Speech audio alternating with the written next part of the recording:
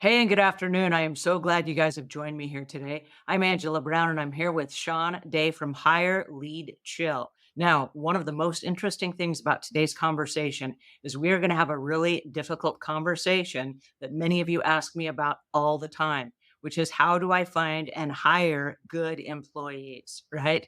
So we've gone right to the source himself. So we're going to ask all the questions today, and Shawn is going to give us all the answers. So thank you for joining me, and please help me welcome Shawn Day. How are you today, Shawn? Good, Angela. Thanks for having me on. Hi, everybody. So instead of saying, how do you rate your look in life? Could I also ask the question and maybe just rephrase it a different way to say this? Who is responsible for the success of your job? Absolutely. The only thing I would caution about with something like that is during the application questions, we stay away from open ended questions. And I know that's a little bit different out there, but I am a big data driven guy. I don't want to have a bunch of sentences written and then I have to read a bunch of sentences.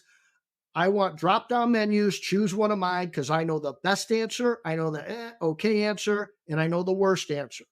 That's Got it. very simple and clean for me to go through that. The other thing we find with open ended questions, and we've got a lot of data on this, and this can change with the labor market, and we have changed this with the labor market.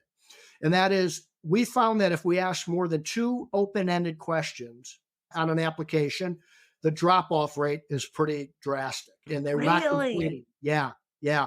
You know why? Real quick, when we talk about open ended questions, it's describe this. Tell me about that. Here's why we found this out.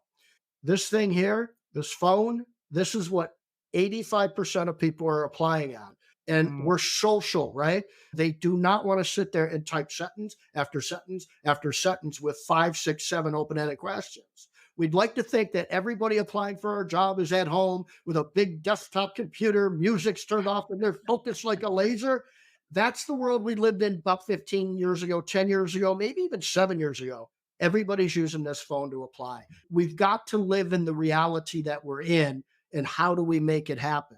So we want to make it as easy as possible for people to apply. I didn't say qualify, that's a whole different conversation, but as easy as possible to apply. all right. So, how do we get people from the application process to the interview? Because I know lots of house cleaners will come to me and they're like, Angela, I had all these interviews set up and no one showed up for the interview. I laugh because I have my reasons, but tell me what your reasons are and how to get somebody from the application to the interview itself. Yeah, the no shows. I hear that every day. The no shows. I've got a very simple answer that will solve the no show problem almost for sure. It's very simple. Do group interviews Mm, because if you get eight or nine people that say you're going to show up and only one does, I'll take that every day of the week. If you do one on one interviews, it's very difficult to deal with three no shows in a row and then your mindset is completely blasted. You again hate recruiting. You're in a bad mood the rest of the day. You think you wasted your time. I highly suggest that you do group interviews. And I know it's hard to get kind of personal and really in depth with a group interview. And by the way, we can have a whole nother show on group interviews. So you'll find a couple of good people in there, maybe one or two, and that's okay, right? That's fine. If there's only one or two people that show up to the interview, then you can make it a little bit more personal. But there's nothing to say after a group interview that you can't have a one on one interview after that. is there anything that you specifically put inside your ad that would suggest that this is the type of company that you are and this is exactly what we're looking for? And you might do something a little unconventional that is not a standard or a typical thing for your ad. We do. There's a couple of things. One is that I like to use the phrase and or something like it, why you're going to wake up every morning and love to come to work for us. Mm. We tested that one sentence and everybody steal that and use it and see if you get any different results. That alone changed a lot of things for us as far as no shows and interviews and quality and everything else. I love that. We Thank you. use just the opposite. Oddly enough, we have a disclaimer, and the disclaimer is this job is not for everyone and it's not for the faint of heart. Love it. Love it. And then what happens is people will go, well, I'm not a faint of heart. I'm a go getter. Yeah. I'm a tough person.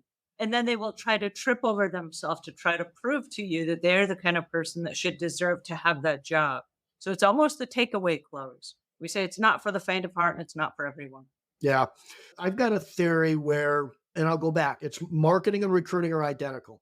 And Mhm. so, because we believe so much in our screening process, our view is huge funnel on top. It's a job ad to sell that this is going to be a great job for you. And then we let our screening process and our scoring system figure out who's actually the ones that we want to invite to the interview. So if you don't have, and most of us don't, it took us a long time to put ours together.